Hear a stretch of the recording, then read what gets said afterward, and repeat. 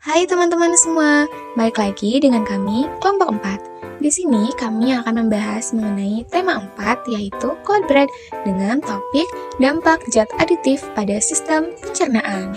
Untuk memahami lebih lanjut, mari teman-teman simak video penjelasan berikut ini.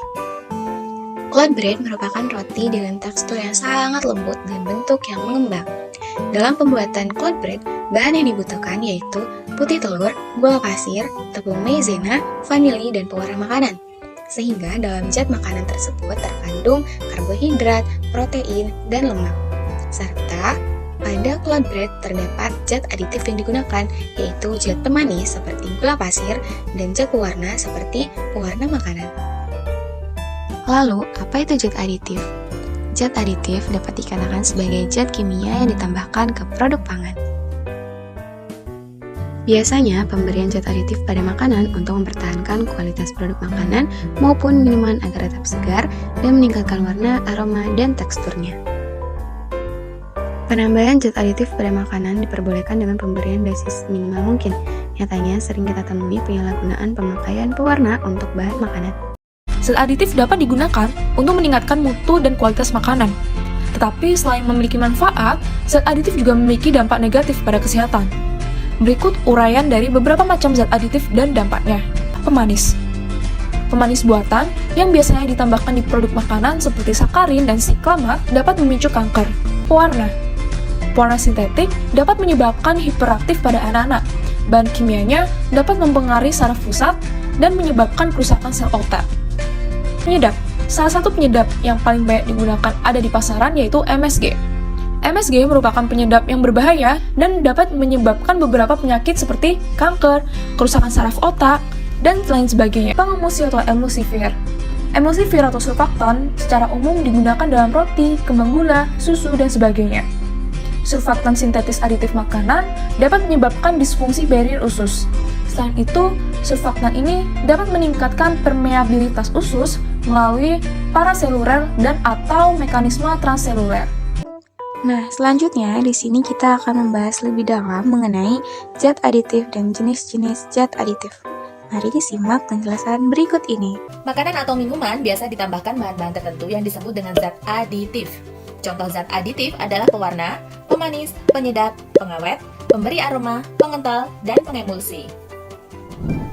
Warna makanan bisa beragam karena ditambahkan zat pewarna. Pewarna alami dapat diperoleh dari tanaman, misalnya warna merah dari buah bit, kuning dari kunyit, dan hijau dari daun suji. Makanan atau minuman kemasan biasanya menggunakan pewarna buatan karena lebih praktis, murah, dan warnanya lebih kuat. Contohnya Alura Red untuk warna merah dan Tartrazine untuk warna kuning.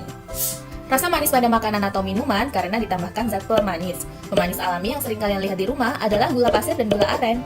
Selain pemanis alami, ada juga pemanis buatan yang rasanya jauh lebih manis daripada gula pasir. Contohnya adalah siklamat, aspartam, dan sakarin. Untuk makanan yang rasanya gurih, biasanya ditambahkan zat penyedap. Penyedap alami contohnya garam, bawang merah, bawang putih, dan rempah-rempah. Untuk makanan berkuah, bisa ditambahkan kaldu ayam atau sapi. Selain penyedap alami, ada juga bahan penyedap buatan seperti MSG. Makanan seperti kue atau minuman rasa buah biasanya ditambahkan pemberi aroma agar lebih menarik. Pemberi aroma alami berasal dari ekstrak buah-buahan, minyak asiri, dan vanili. Ada juga pemberi aroma buatan atau essence.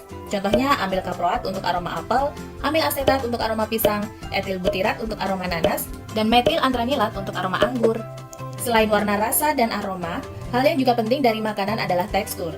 Beberapa jenis makanan sengaja dibuat dengan tekstur kental, seperti saus, puding, dan sup krim. Karena itu, perlu ditambahkan zat pengental yang tidak mengubah rasa dari makanan. Contohnya pati, gelatin, gam, agar-agar, dan alginat.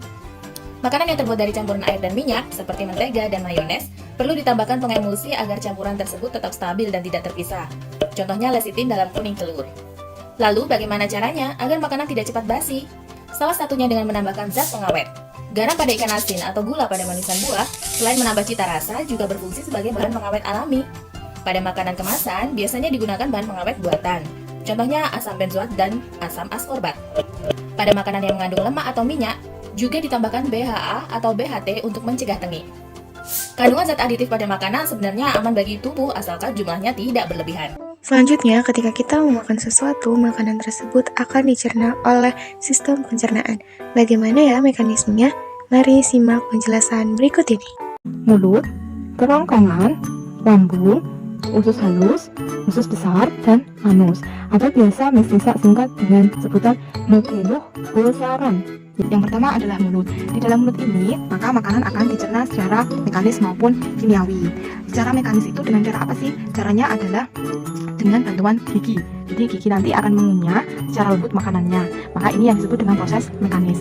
Lalu proses secara kimiawi. Nah, proses secara kimiawi ini dihasilkan oleh yang disebut dengan kelenjar ludah. Jadi kelenjar ludah ini nanti akan menghasilkan enzim. Enzimnya ini namanya enzim petialin.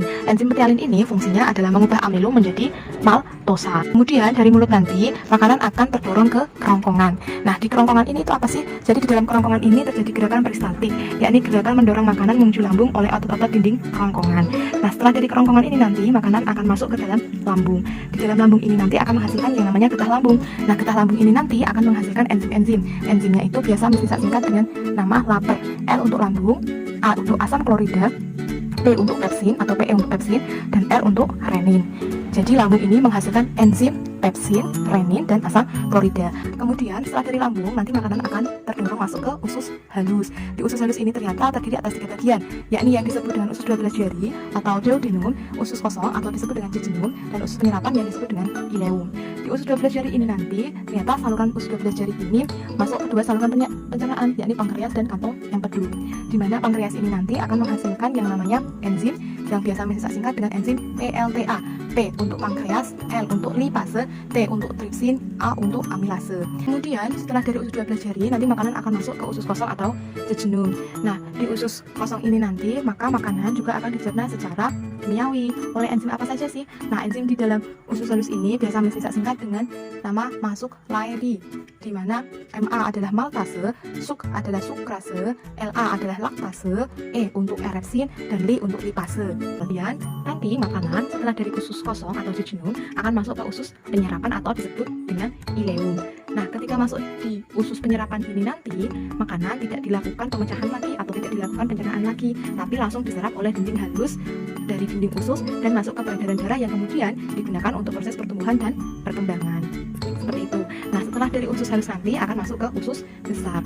Dari usus besar ini nanti terjadi 2 proses, yakni yang pertama, makanan akan dibusukkan menjadi feses yang dilakukan oleh bakteri E. coli. Kemudian pengaturan kadar air pada feses juga dilakukan di usus besar. Sebelum feses dikeluarkan oleh anus, terjadi pengaturan kadar air yang bertujuan agar feses lebih mudah dikeluarkan. Dan yang terakhir, saluran pencernaan yang terakhir adalah rektum dan anus atau anus. Jadi kalau rektum itu adalah bagian akhir dari usus besar, di mana terjadinya feses ditampung dulu, kemudian setelah itu kalau sudah siap akan dikeluarkan melalui anus.